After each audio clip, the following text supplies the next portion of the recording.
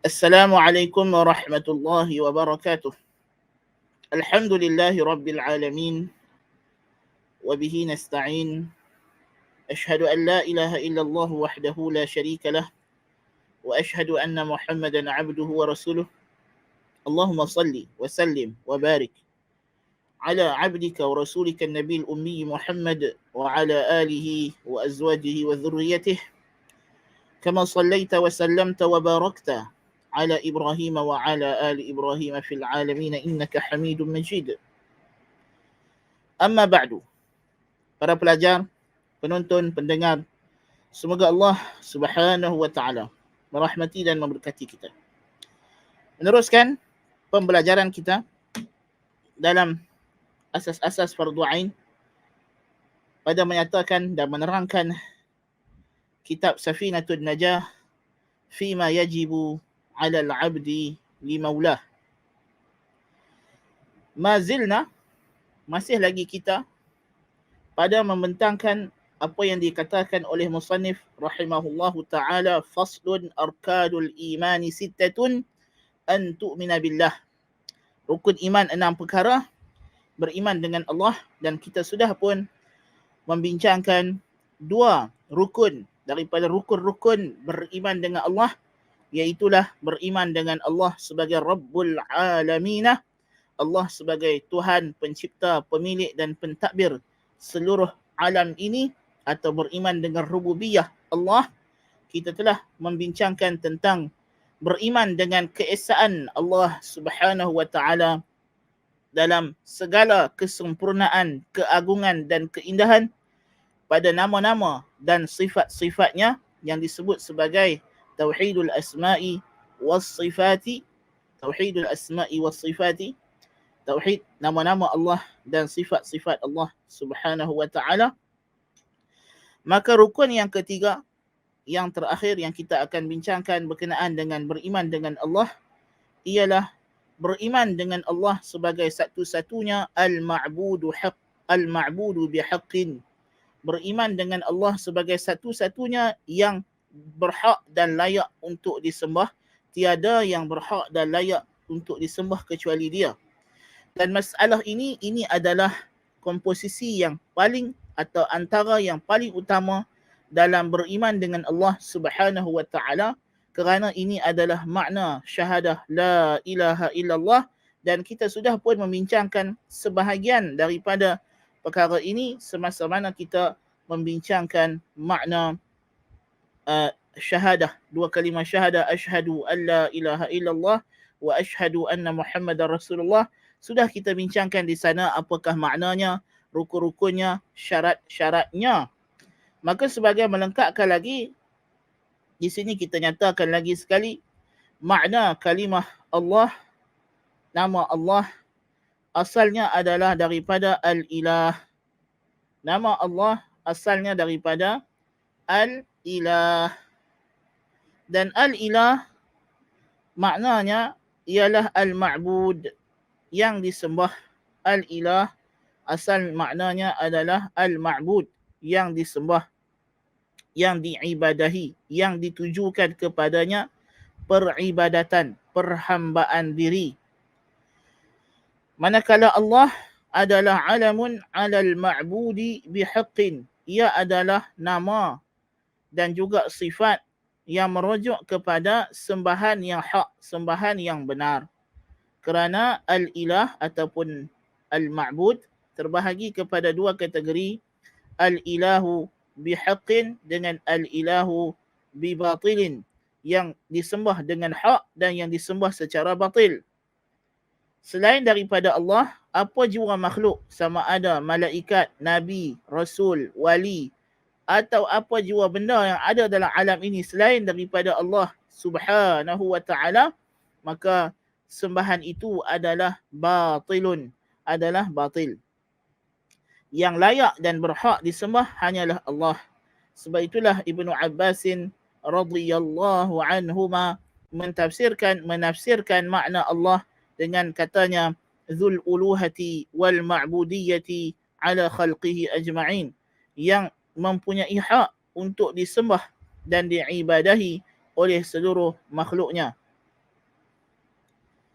Jadi inilah tauhid yang menjadi makna asasi la ilaha illallah yang telah pun kita bincangkan maknanya pada rukun Islam yang pertama, asyhadu an la ilaha illallah wa asyhadu anna Muhammadar Rasulullah, dan musannif akan bincang lagi sekali.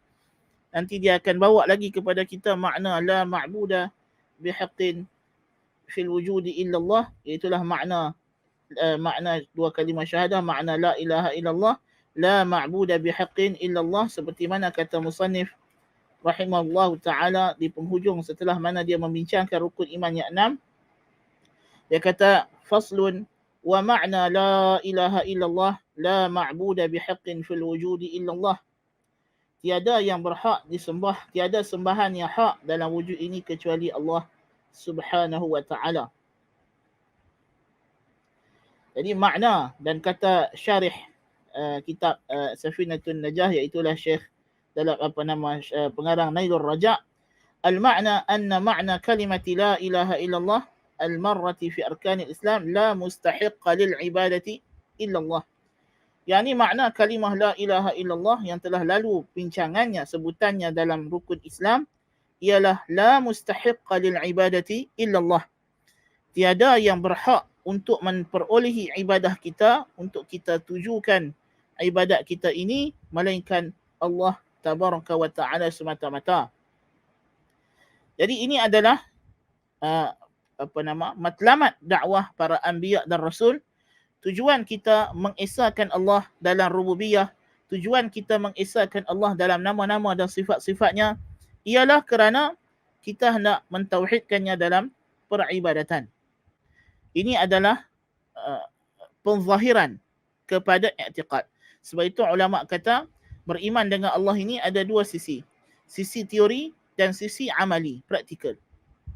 Teorinya ialah kita percaya dalam hati bahawa Allah lah yang mencipta, memiliki, mentadbir seluruh alam ini. Tiada yang melakukan perkara tersebut kecuali Dia. Itu i'tiqad dalam hati.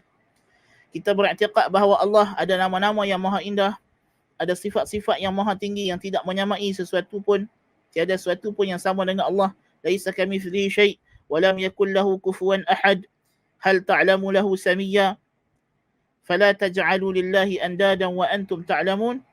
Maka natijahnya daripada kepercayaan ini akan terhasil satu praktis, satu amalan. Apakah amalan ini? Iaitulah tidak mempersekutukan, tidak mensyirikkan Allah Subhanahu wa ta'ala dalam perhambaan diri kita. Sebab itu Allah Ta'ala kata Allah Ta'ala berfirman dalam surah Al-Baqarah. Ya, Allah Ta'ala berfirman dalam surah Al-Baqarah seperti mana yang kita sering baca.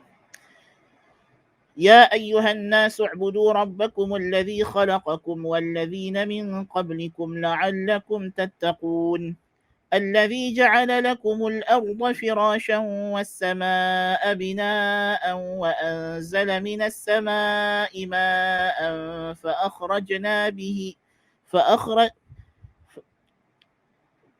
الذي جعل لكم الأرض فراشا والسماء بناء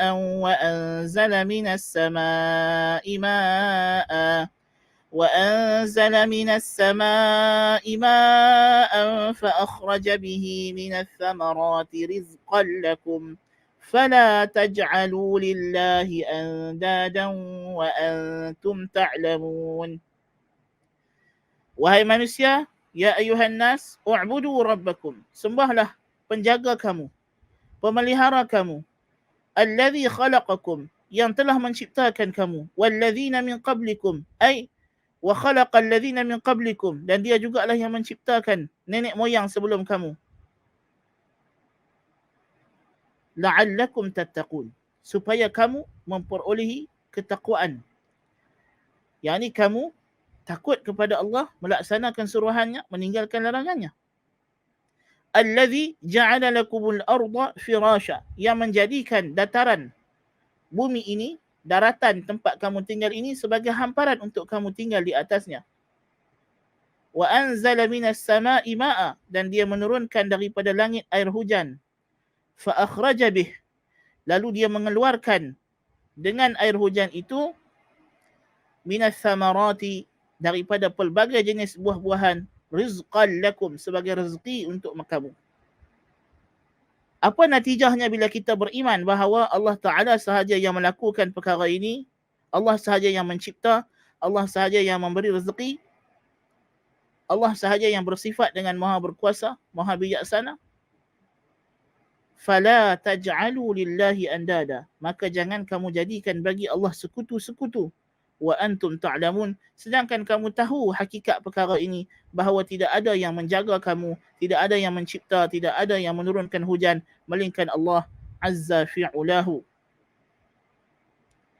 Jadi tauhid al-uluhiyah, para hadirin hadirat hafizakumullah wa ra'akumullah, adalah kemuncak kepada keimanan kita kepada Allah Subhanahu wa taala.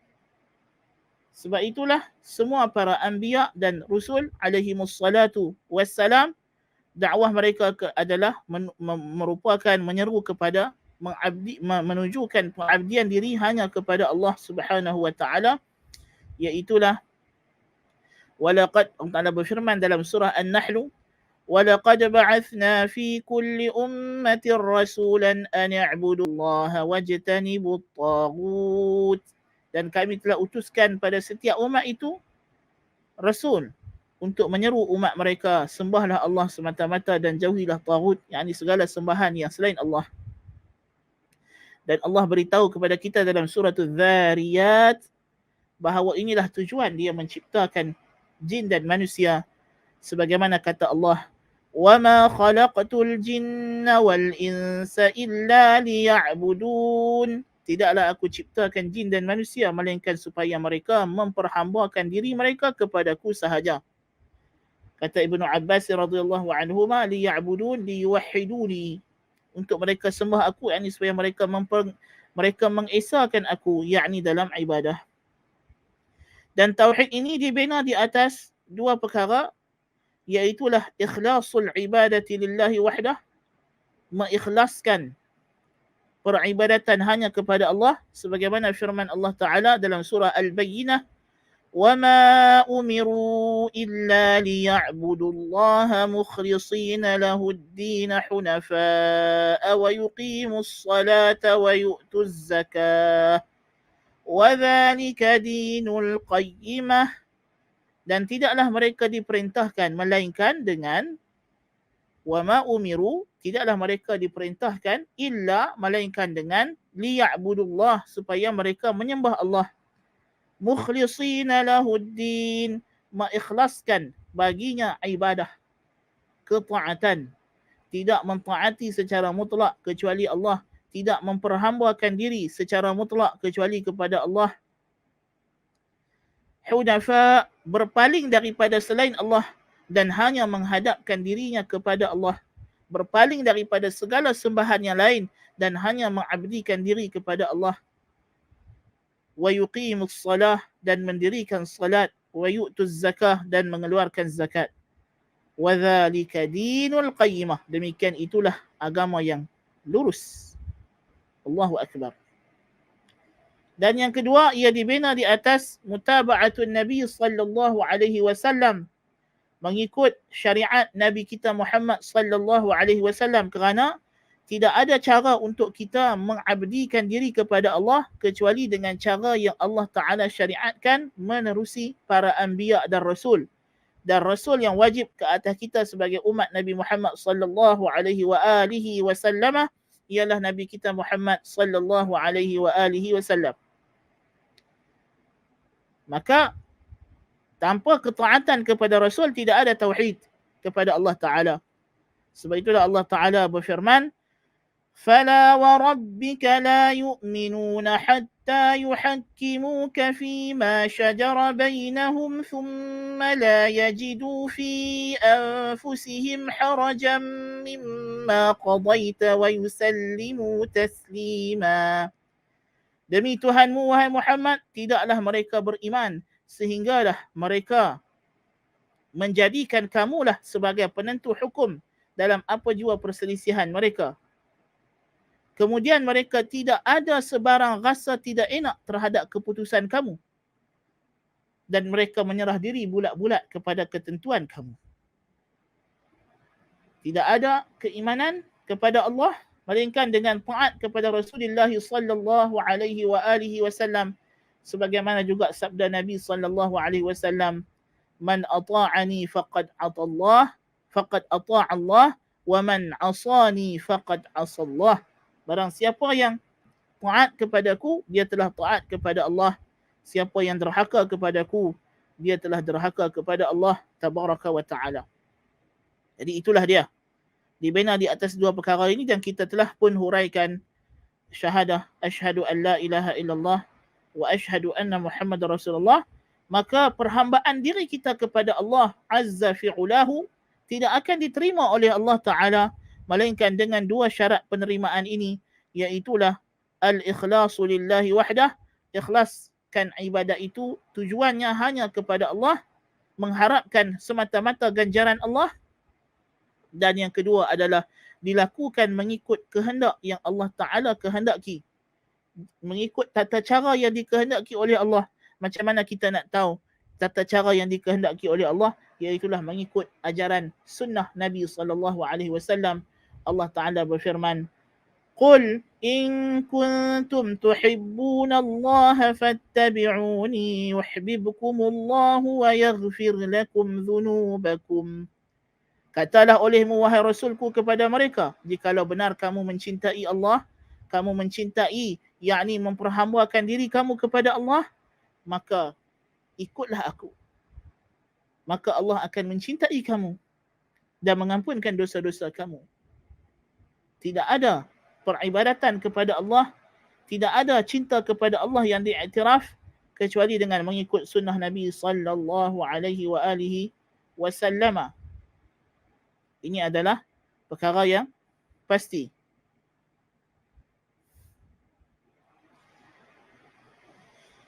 Kemudian kita kena faham dalam tauhid ini ialah apakah makna ibadah. Ini paling penting dalam part ini. Sebab kita kata tauhid uluhiyah ialah mengesahkan Allah, menunggalkan Allah dalam peribadatan. Apa makna ibadah? Allah Ta'ala menyebut banyak dalam Al-Quranul Karim tentang kewajipan kita menyembahnya. Awal seruan dalam mushaf yang kita jumpa bila kita baca suratul Baqarah, ayat yang kita baca tadi, ayat ke-20. Ya ayyuhan nasu u'budu rabbakum alladhi khalaqakum walladzina min qablikum la'allakum tattaqun. Kita diberitahu oleh Allah, dia tidak cipta kita melainkan supaya kita beribadah kepadanya. Seperti yang telah kita baca dalam surah Az-Zariyat. Dalam surah An-Nisa, Allah Ta'ala berfirman, wa'budullaha wa la tusyriku bihi syai'a. Dalam surah Al-Isra, Allah Ta'ala kata, wa qadha rabbuka alla ta'budu illa iyyah. Dalam surah Nisa tadi, wa'budullaha, dan sembahlah Allah sahaja, wa la tusyriku bihi syai'a, dan jangan kamu syirikkan, jangan kamu sekutukan dia dengan sesuatu pun.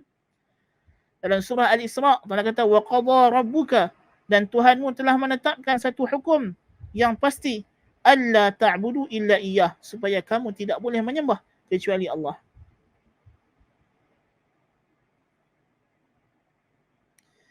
Jadi ini adalah perintah yang sangat jelas, memperhambakan diri kepada Allah. Jadi apa makna ibadah? Hadirin hadirat, para penonton, pendengar, penuntut ilmu sekalian, makna ibadah dari segi bahasa ialah at-ta'abbud, at-tadhallul. Ta'abbud maknanya tadhallul, menghinakan diri. Apabila kita menghinakan diri kita kepada sesuatu, kita merendahkan kedudukan diri kita di hadapan sesuatu, dengan kita mentaati suruhannya, meninggalkan larangannya, maka kita telah memperhambakan diri kita kepada sesuatu secara bahasa. Maka di sini datang kalimah hamba sahaya, ya, hamba abdun. Kalimah abdun dalam bahasa Arab yang diterjemah sebagai hamba dalam bahasa Melayu bagi orang yang tidak merdeka, macam orang yang kena tawan dalam perang kemudian dijadikan hamba kepada orang lain. Dan disebut dalam bahasa Arab tariqun mu'abbad. Tariqun mu'abbad. Tariqun mu'abbad ni apa? Jalan yang telah pijak-pijak yang telah direndah-rendahkan untuk kita boleh lalu dan jalan padanya. So itu asal makna kalimah ta'abbud dan ibadah. Tetapi dari sudut syarak, ta'abbud yang dikehendaki kepada Allah Subhanahu wa taala ialah at-tadhallulu lillahi tabaraka wa ta'ala ma'a kamalil hubbi lahu ta'ala talaban lin-naf'il ghaibi. التذلل لله تعالى والخضوع له مع كمال المحبة له طلبا للنفع الغيبي.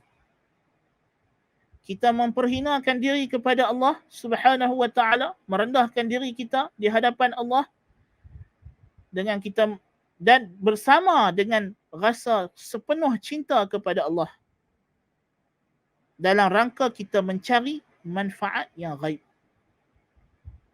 Ini takrif ibadah kepada Allah. Dan ibadah yang dikehendaki secara istilah syar'i ialah at-tadhallul lisyai' talaban lin-naf'il ghaibi. Memperhinakan diri kepada sesuatu dalam rangka mencari manfaat yang ghaib. Atau bahasa yang lain kita boleh sebut ialah takrif definisi ibadah ialah al-khudu'ul ikhtiyari, memperhendahkan diri, memperhinakan diri kepada sesuatu secara pilihan, secara sukarela, secara kehendak kita. Al-khudu'ul ikhtiyari, ya. Yutlabu bihi naf'un ghaibi, yang dicari dengannya, tujuan kita merendahkan, menghinakan diri kita itu untuk memperolehi, untuk menuntut, mendapatkan manfaat yang ghaib. Inilah ibadah. Dan ibadah itu ialah amalan-amalan yang terkandung padanya penzahiran rasa kemuncak kecintaan kita kepada sesuatu, rasa takut dan gerun kita kepada sesuatu, dan rasa harap kita kepada sesuatu. Jadi penyembah sesuatu yang menyembah sesuatu, dia menyembah sesuatu yang dia sembah itu kerana dia nak menzahirkan rasa betapa mendalamnya cintanya kepada benda yang dia sembah, betapa takutnya dia kepada yang dia sembah. Jikalau dia tidak sembah benda tersebut, dia akan mendapat mudarat. Kalau dia sembah dia, dan betapa harapnya dia kepada benda yang dia sembah, dengan harapan bila dia sembah benda tersebut, dia akan mendapat manfaat yang ghaib. Maka di sini kita boleh bezakan berdasarkan definisi ini, perbezaan kita merendah dan menghinakan diri kita kepada sesuatu selain Allah Ta'ala tanpa mengharap ganjaran yang ghaib. Masalan, macam mana? Bila kita dalam kesusahan, kita kesempitan wang masalahnya. Jadi kita nak minta bantuan keuangan. Bukankah kita juga terpaksa merendah dan sedikit menghinakan diri kita kepada orang yang kita nak minta bantuan daripadanya? Kita kena merendahkan kedudukan kita, merendahkan ego kita supaya dia tolong kita. So, permintaan kita kepada makhluk yang lain untuk membantu dan menolong kita, ada bentuk menghinakan diri kita. Ada bentuk merendahkan diri kita kepadanya, kepada makhluk yang kita minta bantuan kepadanya tadi. Namun, berbeza pada hasil yang kita harapkan. Yang kita harapkan daripada makhluk tadi ialah manfaat yang fizikal. Ya, manfaat yang fizikal kerana makhluk yang kita mai minta tolong ini, yang pertama sekali dia hidup. Dan bila dia hidup, dia diciptakan oleh Allah Ta'ala dengan certain abilities. Beberapa kemampuan yang terhad. Dan kita minta tolong dia dalam rangka kemampuan dia yang Tuhan ciptakan sebagai sebab. Bukan sebagai pemberi yang tersendiri, tetapi sebagai sebab. Jadi, dan permintaan yang kita nak ialah bantuan fizikal yang dalam kemampuan dia yang Allah Subhanahu wa taala beri kepadanya seperti bantuan keuangan. Ya. So di sini kita kata dia tidak ada unsur-unsur ibadah yang dilarang kepada selain Allah. Berbeza jikalau orang yang kita datang minta tolong itu ialah satu makhluk yang ghaib yang kita pun tak nampak dia, kita tak tengok dia, tak dengar dia. Lalu kita seru dia, kita panggil dia. Sama ada dia telah mati atau dia memang makhluk ghaib macam malaikah, macam jin, syaitan. Ya. Antara silap sangka manusia ialah dia sangka kita dilarang menyembah jin dan syaitan kerana jin dan syaitan ni jahat. Atau makhluk yang jelek. Salah. Tetapi kerana apabila dia adalah makhluk ghaib yang hidup di dunia yang alam yang lain daripada alam kita, perbuatan kita menghinakan diri kita, menyeru jin atau malaikat atau orang yang telah mati ataupun orang yang masih hidup tapi duduk jauh daripada kita. Kita i'tiqad orang itu sebagai wali kononnya. Tapi wali ni duduk di mana? Duduk di hutan belantara Afrika. Kita duduk di Malaysia. Atau kita duduk di Kuala Lumpur. Wali ni duduk di mana? Duduk di kepulauan Filipina. Di mana? Jauh-jauh lah. Ataupun tak perlu jauh sangat lah. Kita duduk di rumah kita. Wali tu di rumah dia. Satu taman. Sebelah rumah pun. Yang kita anggap dia wali lah konon-kononnya. Kan? Tapi kita panggil dia seperti kita panggil Allah Subhanahu Wa Taala. Kita berdoa, kita minta kepada dia seperti kita minta kepada Allah. Macam mana seperti minta kepada Allah? Seperti mana orang Islam berdoa, Ya Allah, Ya Tuhanku, Engkaulah yang maha berkuasa, Engkau maha pengampun, ampunkan dosaku, berilah aku rezeki, berilah aku kesihatan. Kita cakap benda yang sama kepada makhluk yang ghaib atau yang mati tadi. Perbuatan ini sudah tentu sekali menyamakan makhluk tadi dengan Allah Tabaraka wa Ta'ala. Zahirnya pun dah nampak. Kerana kita mengharapkan manfaat daripadanya sesuatu yang ghaib. Yang di luar daripada kemampuan dia. Yang di luar daripada ability dia. Yang di luar daripada kawalan dia. Pertama, makhluk tidak mendengar panggilan yang jauh secara ghaib. Makhluk tidak mengetahui perkara ghaib. Ya. Apatah lagi kalau dia sudah mati. Hidup di alam lain. Jin dan syaitan kita tidak tahu adakah dia hadir, tidak hadir. Kita tak nampak malaikat. Kita tidak nampak. Ya.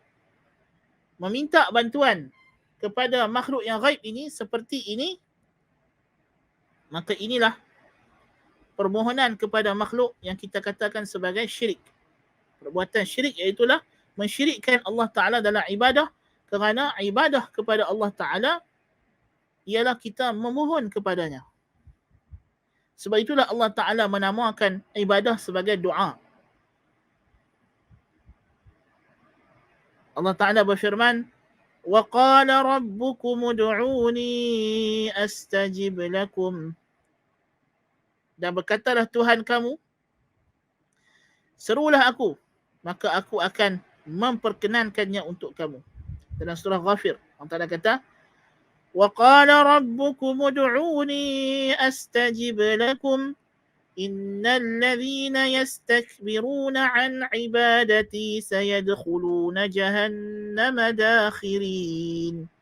Dan berkata Tuhan kamu, serulah aku, mintalah kepadaku, akan kuperkenankan untuk kamu. Sesungguhnya mereka yang sombong daripada beribadah kepadaku akan masuk neraka Jahannam dalam keadaan hina. Sabda Nabi sallallahu alaihi wasallam, ad-du'a'u huwa al-ibadah. Doa itulah ibadah. Lalu Nabi membaca ayat ini. Nabi bersabda, Nabi kata, idza sa'alta fas'alillah wa idza ista'anta fasta'in billah.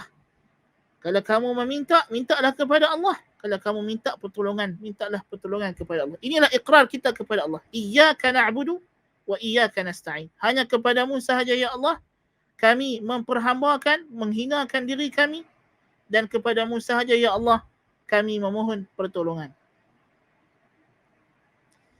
Dan semua ibadah yang kita buat tujuannya adalah kita nak memohon kepada Allah. Mohon apa? Manfaat. Manfaat yang macam mana? Manfaat yang ghaib, yang tidak diperolehi secara fizikal. Sebab itulah apabila ibadah yang kita lakukan kepada Allah dengan tujuan mengharapkan manfaat yang fizikal semata-mata. Dia puasa tapi dia mengharapkan daripada puasa tu hanya untuk menguruskan badannya sahaja. Ataupun dia solat duha. Solat duha itu dia mengharapkan supaya bisnes dia maju sahaja. Apakah hukum perbuatan sebegini? Tentulah perbuatan ini adalah syirik asghar, syirik kecil. Ya, syirik kecil. Demikian juga kalau kita buat amalan untuk mengharapkan pujian makhluk. Ini juga adalah syirik kecil tetapi dia dosa yang sangat besar. Itulah riak. Kerana ibadat mestilah mengharapkan ganjaran daripada Allah dan ganjaran itu ialah ganjaran yang ghaibi, ganjaran yang ghaib, iaitulah ganjaran akhirat. Pengampunan dosa, penyembuhan penyakit, ya. Ini semua adalah perkara-perkara yang ghaib. Ya. Dan kita memohon kepada Allah tidak seperti kita memohon kepada makhluk, kita memohon kepada Allah secara ghaib. Bukan berhadapan-hadapan. Berbeza dengan makhluk. Ya. Jadi sebab itulah yang membezakan perbuatan yang ibadah dengan bukan ibadah ialah pada ghaib itu. Pada ghaib itu, keadaan ghaib itu. Sebab itulah Allah Ta'ala menyatakan alladzina yu'minuna bil ghaib. Mereka yang beriman dengan ghaib. Ini mereka beriman dengan Allah Ta'ala secara ghaib. Allah Ta'ala berfirman dalam surah Al-Mulk, innal ladzina yakhshawna rabbahum bil ghaibi lahum maghfiratun wa ajrun karim wa ajrun kabir.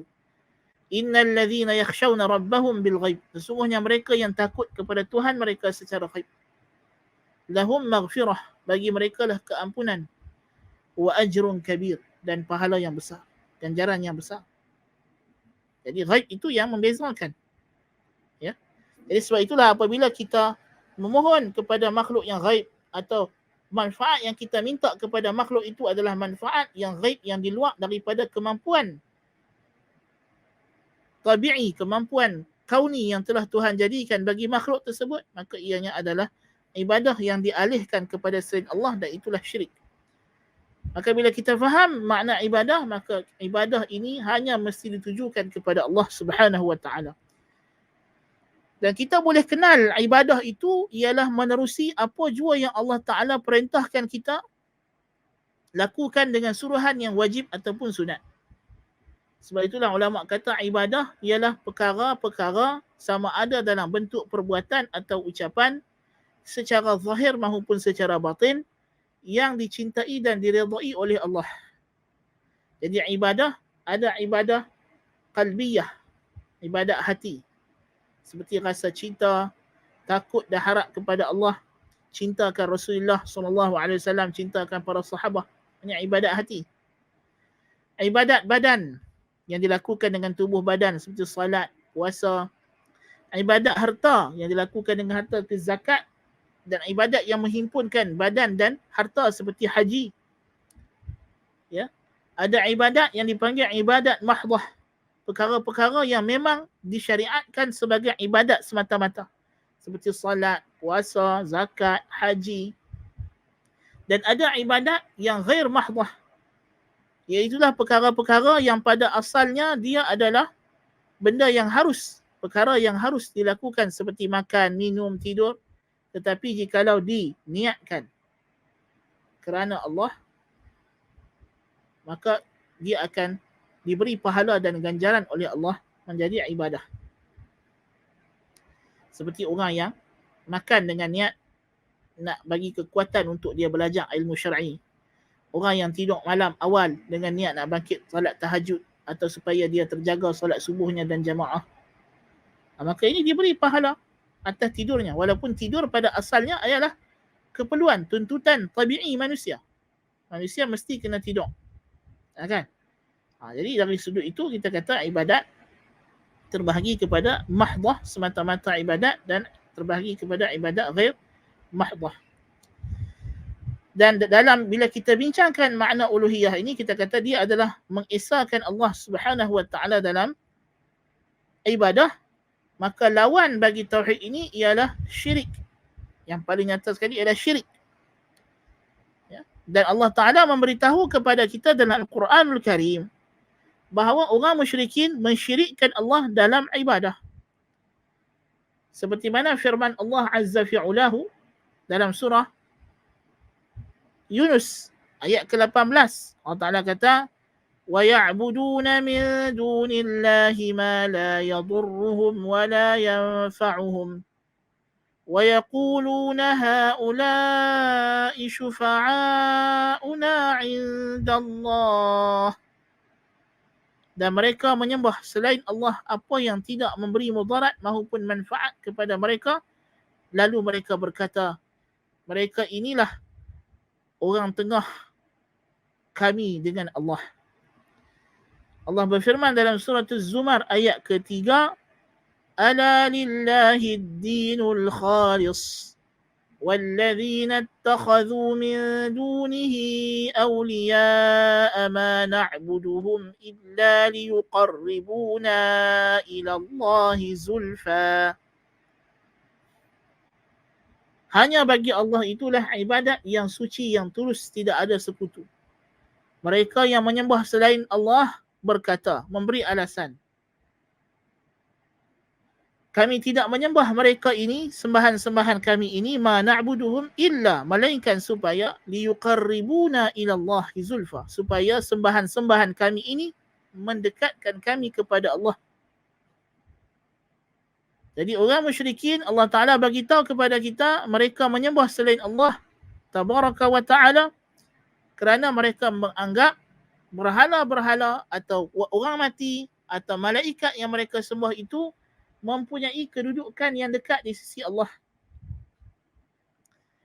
Dan bila mereka minta kepada sembahan-sembahan ini, maka Allah akan memperkenankan. Atau bila mereka menyembah sembahan ini dengan menyembelih korban untuknya, dengan rukuk kepadanya, dengan bertabarruk dengannya, maka Allah Ta'ala akan memberikan ganjaran dan menolak mudarat daripada mereka. Mereka jadikan berhala ini sebagai sebab untuk mereka mendapat manfaat atau mudarat, atau untuk menolak mudarat daripada Allah Tabaraka wa Ta'ala. Ini adalah punca syirik yang dilakukan oleh orang musyrikin. Nas'alullah al-afiyah. Sebab itulah Nabi SAW bersabda, "Man mata wa huwa yad'u min dunillahi niddan dakhala an-nar." Siapa yang mati dalam keadaan dia menyeru selain Allah sebagai tandingan, maka dia masuk neraka. Na'udzubillahi min dzalik. Dan syirik,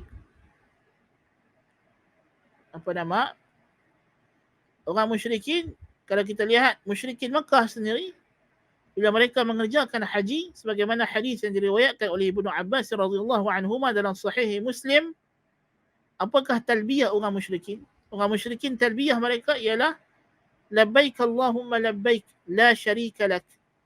Kami menyahut seruanmu ya Allah, tiada sekutu bagimu. Nabi SAW bila mendengar orang musyrikin sebut, Nabi akan kata qad. Berhenti, cukup, jangan ditambah. Kerana orang musyrikin lepas dia berkata tiada sekutu bagimu ya Allah, mereka tambah lagi di belakang illa, tiada kecuali pula. Kecuali syarikan huwa lak, sekutu yang milikmu, tamlikuhu wa ma malak, engkau memilikinya dan engkau memiliki apa yang dia miliki. Orang musyrikin Makkah mengakui bahawa sembahan mereka adalah makhluk Allah, milik Allah, hamba Allah. Bukan sahaja sembahan mereka, bahkan apa yang mereka beri kepada sembahan mereka adalah milik Allah. Orang musyrikin tidak pernah beriktikad sembahan mereka yang menciptakan langit, bumi, yang menghidup, dan macam mana mereka nak beriktikad sedangkan mereka sendiri tahu.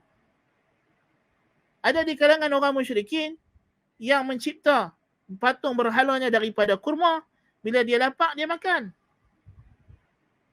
Ya? Nasallallahu al-afiyah. Bukan dia jahil bahawa sembahan itu sendiri dengan pada zatnya tidak mampu. Tetapi mereka beranggapan sembahan-sembahan mereka itu mewakili sama ada malaikat atau orang yang mereka anggap nabi atau orang yang wali yang soleh, yang mereka anggap kalau kita sembah benda ini, kita abdikan diri kita kepadanya, maka Allah akan redha. Bila Allah redha, Allah akan bagi kepada kita pelbagai kurnia dan Allah akan jauhkan daripada kita mudarat.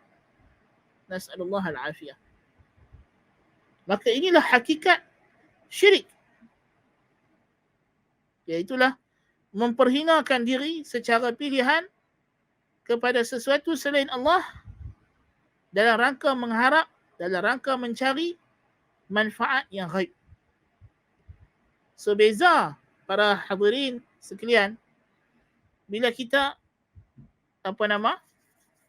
minta tolong kepada kawan kita untuk melakukan sesuatu perkara yang memang dalam kemampuan dia, yang Allah Ta'ala ciptakan, yang Allah memang jadikan dia sebagai sebab untuk kita dapat benda tersebut, dalam keadaan kawan kita tu hidup, hadir depan kita, dan manfaat yang kita minta dia tolong kita itu ialah manfaat yang berbentuk fizikal. Tolong angkat barang, tolong pinjamkan wang. Ya? Itu adalah manfaat fizikal yang memang dalam kudrahnya, dalam kemampuannya. Tetapi bila kawan kita itu mati, bolehkah kita pergi ke kubur dia, kita panggil dia, mai tolong angkat barang dengan aku sekali? Sudah tentu. Di sini kita ada satu i'tiqad bahawa kawan kita ini yang dah mati ada kemampuan yang di luar daripada kemampuan makhluk. Iaitulah secara ghaib, dia di alam yang lain boleh membantu kita angkat barang. Na'udzubillah min zalik. Ini manfaat ghaib yang sepatutnya hanya kita minta kepada Allah tabaraka wa ta'ala, yang Allah Ta'ala jadikan khusus untuk dirinya, memohon manfaat yang ghaib. Jadi kalau kita minta kepada selain Allah Ta'ala secara manfaat yang ghaib, maka itu adalah syirik. Dan syirik terbahagi kepada dua jenis. Syirik asghar dan syirik akbar dan syirik asghar. Syirik besar dan syirik kecil. Syirik besar inilah yang mengeluarkan pelakunya daripada Islam. Na'udzubillahi min zalik. Dan syirik kecil ialah perbuatan yang hampir mencapai tahap syirik besar tapi tidak mengeluarkan pelakunya daripada syirik, dan ia adalah dosa yang besar. Ia adalah dosa yang besar. Nah. Dan perbahasan tentang definisi syirik, apa semua ini telah pun kita bincangkan, alhamdulillah, pada sejumlah kelas-kelas kita yang lain yang sebelum ini, yang khusus tentang akidah. Di antaranya kita bincangkan dalam kitab Tauhid, kita dah bincangkan dalam kelas pemantapan akidah dahulu, kita juga telah bincangkan dalam kelas khusus yang kita buat tentang pembatal-pembatal keislaman, nawaqidul Islam. Kita juga telah bincangkan juga makna ibadah, makna syirik ini secara mendalam juga dalam kelas kita Al-Qawaid Al-Arba'. Yang semua itu telah pun ada rakamannya dan boleh tuan-tuan dan puan-puan telusuri di channel ataupun saluran resmi YouTube Yayasan Ta'lim. Alhamdulillah. Jadi ini adalah perbincangan tentang beriman dengan Allah Azza wa Jalla. Kemudian kita pergi kepada rukun iman yang seterusnya, iaitulah kata musannif wa malaikatihi, dan malaikat-malaikatnya.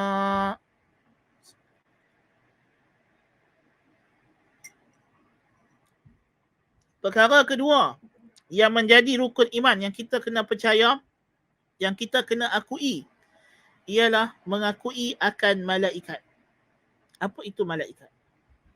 Malaikat ialah kata plural, yang mana asal kalimah malaikah daripada al-ma'lak. Al-ma'lak. Ma'lak hamzah, ma'lak. Kemudian dipindah bila dijamakkan jadi malaikah. Dan asal kalimah ini daripada al-alukah. Al-alukah. Dan makna al-alukah ialah ar-risalah. ar-risalah, daripada alaka ya'liku, iaitulah arsala yursilu, menghantar, mengutuskan. Jadi makna ma'lak ialah al-mursal, yang diutuskan. Yang diutuskan. Kemudian disebut malaikat itu singularnya sebagai al-malak, kerana dijamakkan atas al-malaikah, tapi asalnya ialah al-ma'lak. Asalnya adalah al-ma'lak, iaitulah al-mursal, yang diutuskan. Sebab itulah Allah Ta'ala berfirman sebagai misalnya dalam surah Al-Hajj ayat 75, Allahu yastafi minal malaikati rusulan wa minan nas, innallaha sami'un basir. Sesungguhnya Allahu yastafi, Allah lah yang memilih daripada kalangan malaikatnya rasul-rasul, dan Allah memilih daripada kalangan manusia menjadi rasul-rasul. Sesungguhnya Allah Maha mendengar lagi Maha melihat. Dan Allah Ta'ala kata, Alhamdulillahi fatiris samawati wal ardi ja'inil malaikati rusulan uli ajnihatim mathna wa thulatha wa ruba'. Dalam surah Fatir ayat pertama, segala puji bagi Allah yang menciptakan langit dan bumi dan jadikan malaikat itu rasul-rasul yang mempunyai sayap 2 pasang, 3 pasang, 4 pasang. Jadi maknanya malaikat ni adalah rasul-rasul, utusan Allah Subhanahu wa taala. Ya, utusan Allah Taala.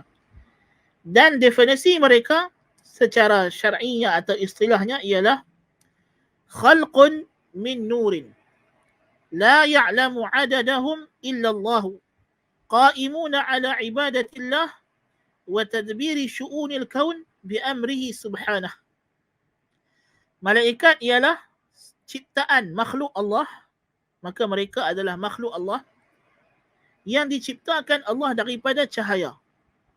Cahaya apa kita pun tak tahu. Apa hakikat cahaya itu, macam mana cahaya yang kita tidak tahu, Allah Ta'ala ciptakan, ya. Tidak mengetahui bilangan tepat mereka kecuali Allah. Mereka melaksanakan perhambaan diri kepada Allah dan mengurus atur kejadian perjalanan alam ini dengan perintah Allah Subhanahu. Mereka melaksanakan suruhan Allah dalam mengurus atur perjalanan alam ini.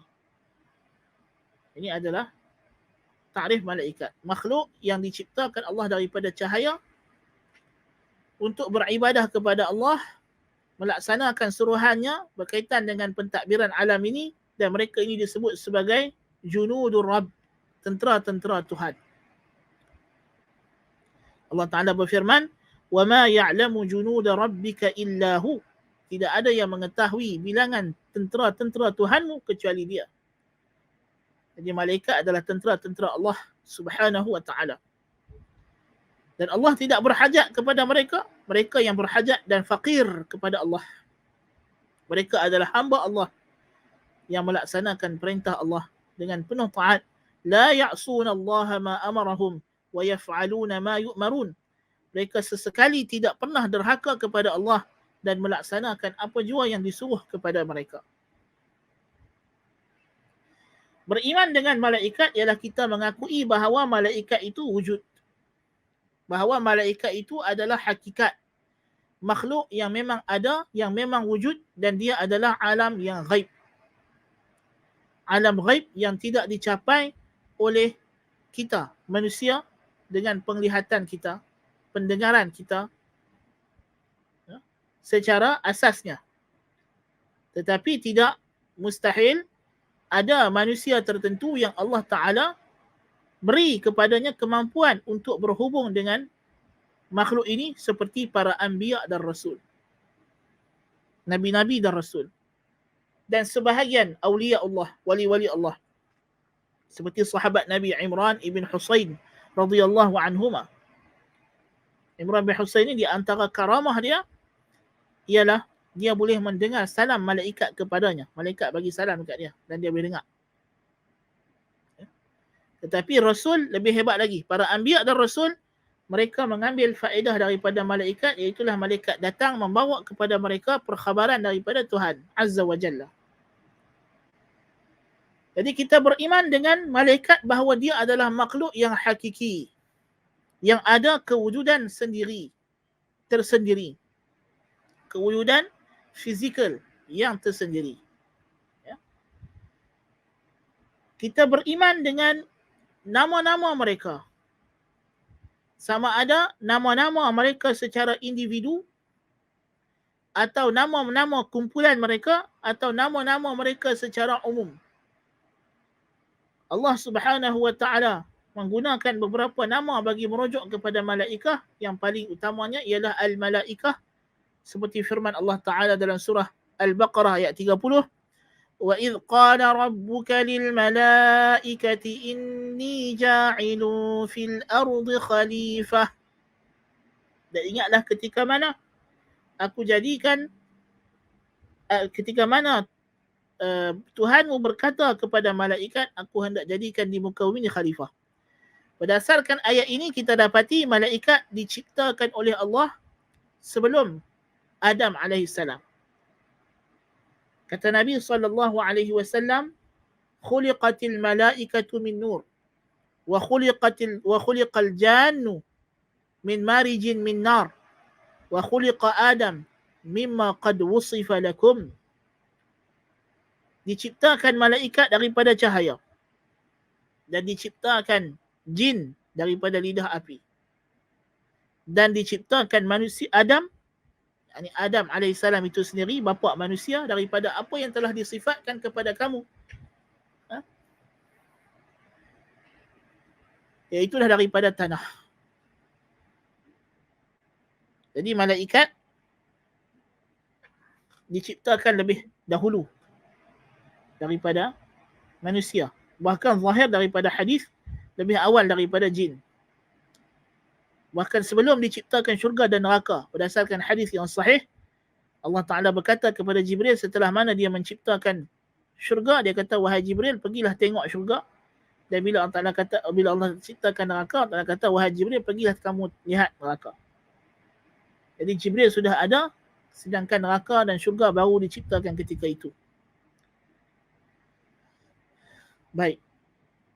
Di antara nama mereka ialah Al-Malak. Seperti firman Allah Ta'ala, wal malaku ala arja'iha. Pada hari kiamat nanti, para malaikat berada di penjuru-penjurunya. Penjuru-penjuru langit. Ya. Jadi kalimah Al-Malak ini boleh jadi datang sebagai ismu jinsin, kata nama jenis yang merujuk kepada jenis malaikat, bukan individu. Dan boleh jadi dia adalah singular bagi satu malaikat. Kadang-kadang digunakan secara singular, kadang-kadang digunakan secara jenis.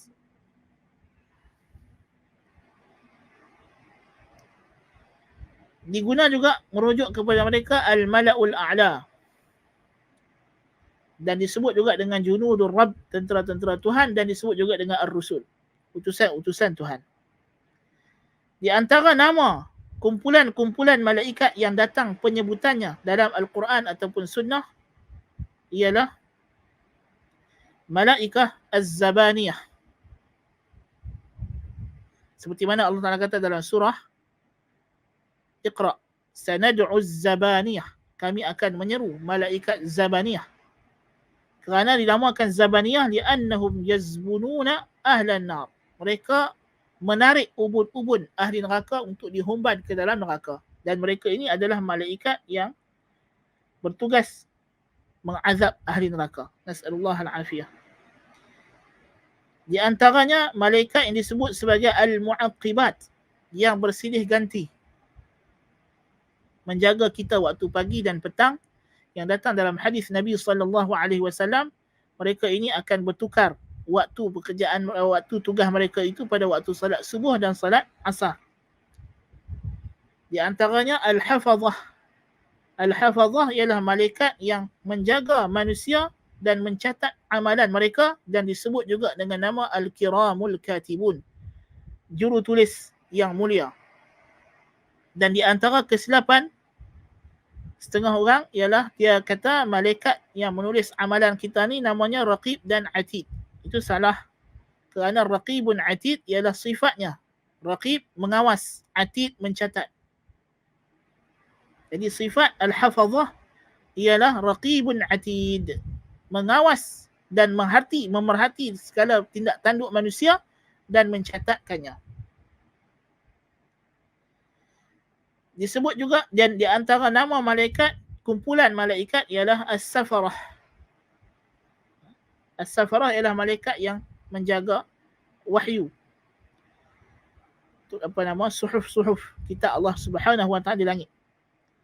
Juga datang nama bagi sekumpulan malaikat namanya Al-Karubiyun daripada Ibnu Abbas radhiyallahu anhuma. Penyebutan tentang malaikat Al-Karubiyun iaitulah malaikat yang berada di sekeliling Arash. Malaikat yang paling hampir dengan Allah Subhanahu wa taala. Dan datang dengan dari kumpulan malaikat yang disebut sebagai As-Sayyarah dan As-Sayyahun yang bertugas menghadiri majlis-majlis ilmu dan menyampaikan salam kita kepada Nabi SAW. Nabi kata, inna lillahi malaikatan sayyahina fil ard yuballighuni an ummati as-salam. Sesungguhnya bagi Allah itu ada malaikat-malaikat yang bertebaran di muka bumi ini bertugas untuk menyampaikan kepadaku salam daripada umatku. Dan di antaranya ialah hamalatul arsh, malaikat yang menanggung arsh Tuhan, singgah sana Tuhan. Seperti mana kata Allah Ta'ala, وَيَحْمِلُ عَرْشَ رَبِّكَ فَوْقَهُمْ يَوْمَئِذٍ ثَمَانِيَةٌ.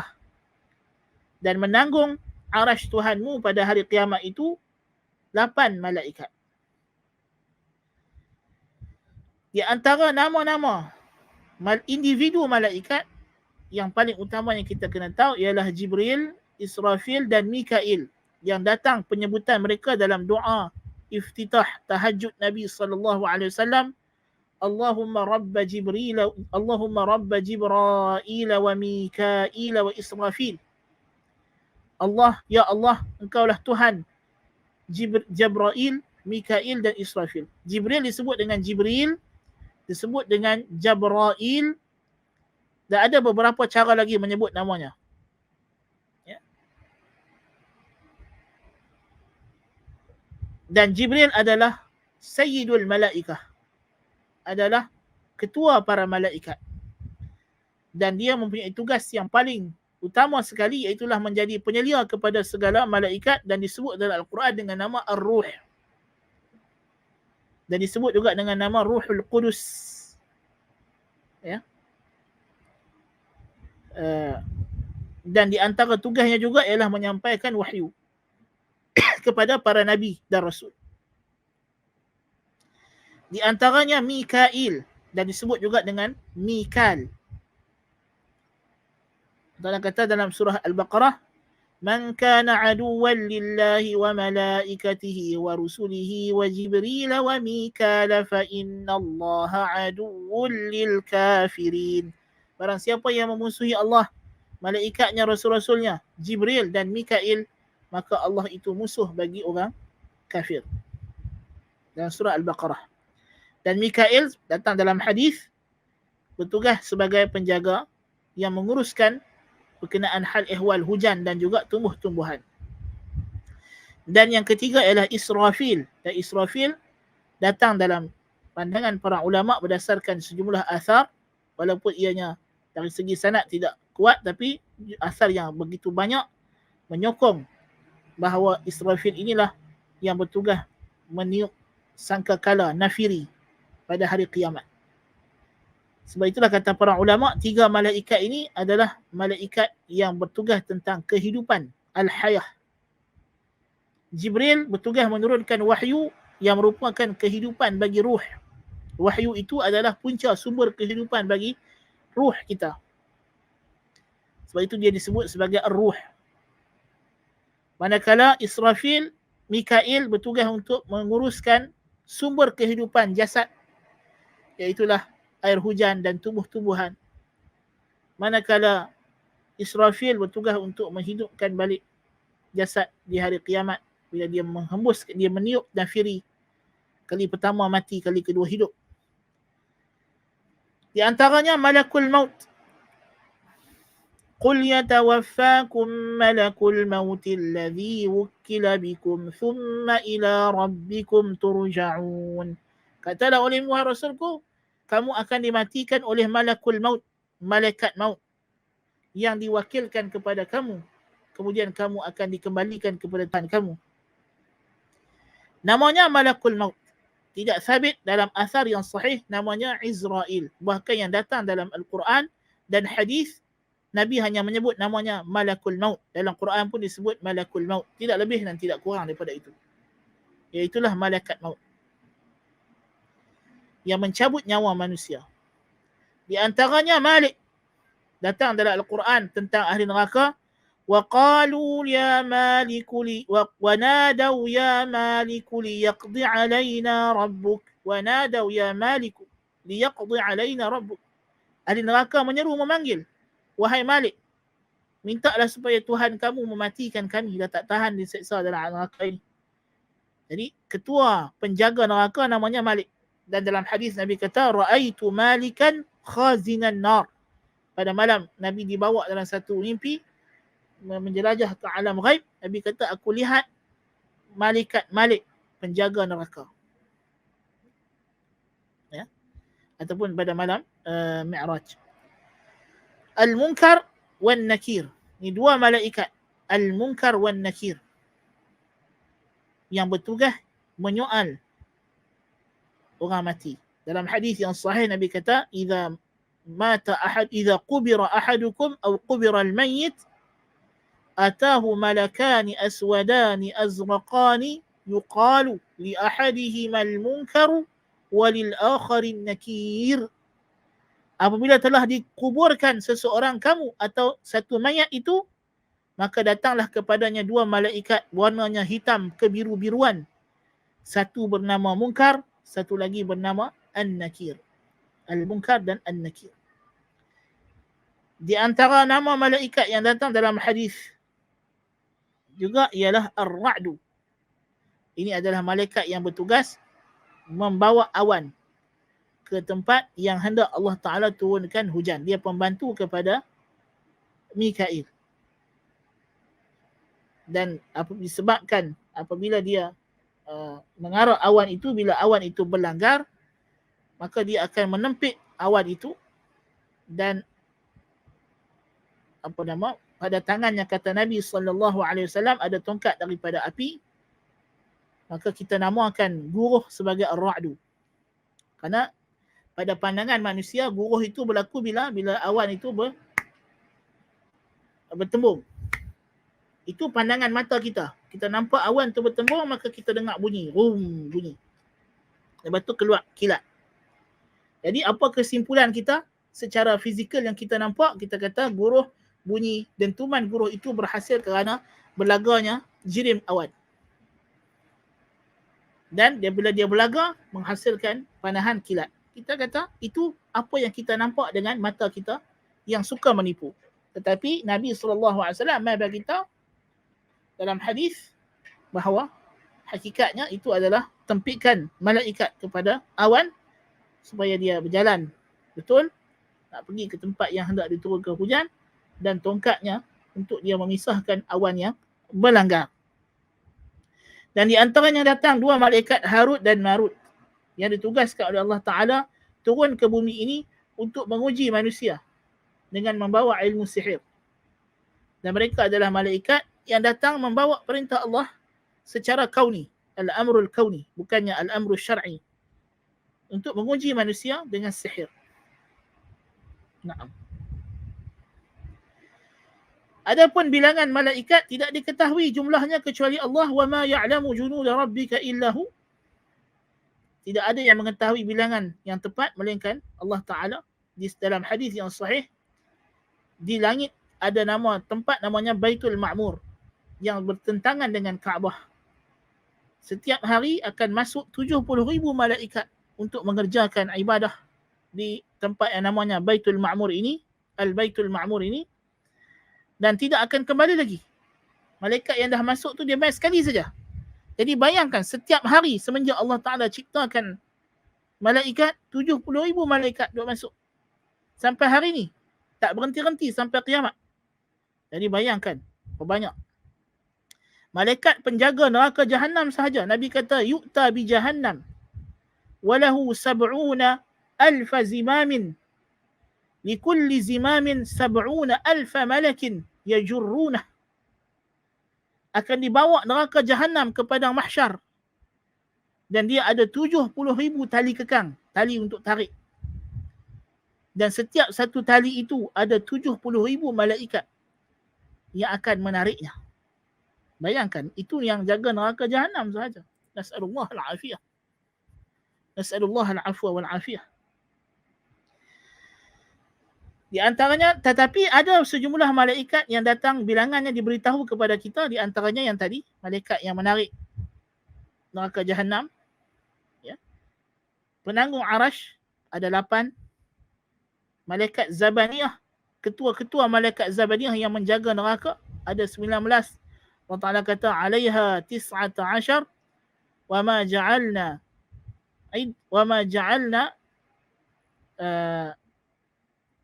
Allah Ta'ala kata,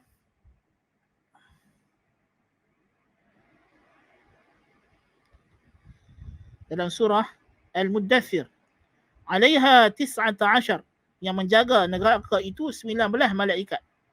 Wa ma ja'alna ashaban nari illa malaikah wa ma ja'alna iddatahum illa fitnatan lilladzina kafaru. Dan tidaklah kami jadikan penjaga neraka itu melainkan malaikat. Dan tidak kami jadikan bilangan mereka 19 itu melainkan sebagai ujian dan fitnah kepada orang yang kafir. Kerana bila dengar kata malaikat 19 dan neraka, orang musyrikin mengejek Nabi SAW. Dia kata 19 je, kita lagi ramai. Na'udzubillah min dzalik. Jadi Allah kata 19 tapi bukan 19 manusia, 19 malaikat. Ya. Nas'alullah al-'afwa wal 'afiyah. Di antaranya Munkar dan Nakir, 2 malaikat yang datang menyoal orang dalam kubur. Di antara sifat-sifat malaikat ialah diciptakan daripada cahaya, macam kita dah sebutkan tadi. Malaikat adalah makhluk yang tidak ada rongga, yakni tidak makan, tidak minum, tidak bernikah dan tidak berketurunan. Dia tidak jantan, tidak betina. Dia berbeza daripada jin dan manusia dan hayawan. Malaikat ada sayap, seperti yang kita dah baca dalam surah Fatir ayat pertama tadi, uli ajnihatin mathna wa thulatha wa ruba'.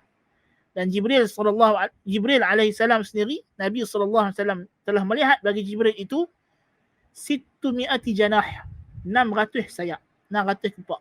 Macam mana sayap malaikat? Wallahu alam bis-shawab. Kita pun tak tahu.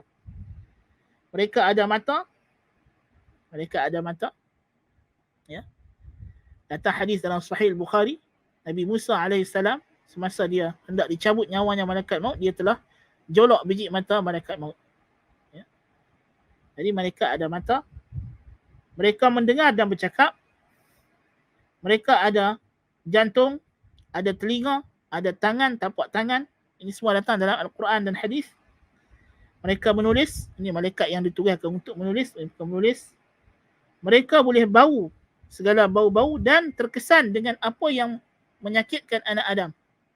Nabi SAW bersabda, innal malaikata tata'adza mimma yata'adza minhu ibnu Adam. Malaikat rasa tak selesa dengan apa yang tidak selesa akannya anak Adam. Nabi larang orang yang makan bawang putih yang busuk mulut datang ke masjid, kerana itu boleh menyebabkan malaikat tidak senang. Dan malaikat rahmat, Nabi kata, innal malaikata la tadkhulu baitan fihi suratun wala kalb. Sesungguhnya malaikat tidak masuk ke rumah yang ada patung gambar makhluk bernyawa dan anjing. Jadi ada benda-benda yang malaikat tak suka. Mereka disifatkan dengan malu. Nabi SAW menyifatkan Uthman ibn Affan radhiyallahu an sebagai ala astahyi mimman yastahyi minhul malaikah. Apakah tidak patut aku rasa malu dengan orang yang malaikat pun malu dengan dia? Allahu akbar. Al malaikah khalqun azim. Tubuh badan mereka sasar malaikat ini. Ya, fizikal mereka itu sasar. Nabi SAW kata, diizinkan kepadaku untuk menceritakan kepada kamu tentang satu malaikat yang menanggung arash. Jarak di antara cuping telinganya ke bahunya 70 tahun perjalanan. Allahu akbar kabirah. Allahu akbar kabira. Jibril alaihi salam pada malam dia memusnahkan kaum Nabi Lut. Jibril hanya mencungkil kampung kaum Nabi Lut itu dengan sebelah sayapnya sahaja. Allahu akbar kabira. Allahu akbar kabira. Sebelah sayap Jibril, kata Nabi SAW, menutupi seluruh ufuk langit. Sebelah sayap Jibril. Dan malaikat ada kemampuan untuk menukar rupa. Jadi Jibril besar. Ya? Sebelah sayap dia sudah menutupi ufuk langit. Kalau Jibril tidak boleh bertukar rupa dan mengecut dan mengecil masuk ke dalam alam ini, pecah bumi ni masa Jibril nak masuk. Allahu akbar kabira. Jangan kata pecah bumi, segala langit nanti pecah. Ya. Sebab Jibril besar. Ya. Dan Allah lebih besar lagi. Allahu akbar kabira. Alhamdulillahi kathira. Wa subhanallahi bukratan wa asila. Tapi malaikat ni dia ada kemampuan. Sebab itu dalam hadis yang telah pun kita bacakan, hadis tentang iman, Islam, ihsan, Jibril datang dalam rupa lelaki. Kan? Dalam rupa lelaki. Dan Jibril datang kepada Maryam alaihissalam dalam rupa lelaki, manusia yang elok rupanya. Jadi ini adalah perkara-perkara, sebahagian perkara asasi yang kita kena beriman berkenaan dengan malaikat. Berkenaan dengan malaikat. Dan insya-Allah pada kelas yang akan datang kita akan sambung perbincangan kita tentang beriman dengan kitab dan seterusnya biiznillah taala. Sekadar itu dulu untuk pertemuan pagi ini. Dan tak pasti kalau ada soalan. Ada 3 minit lagi. Alhamdulillah tidak ada soalan. Qultu lakum ma sami'tum subhanakallahumma bihamdika asyhadu an la ilaha illa anta astaghfiruka wa atubu ilaik. Sallallahu nabiyina Muhammad. Wassalamu alaikum warahmatullahi wabarakatuh.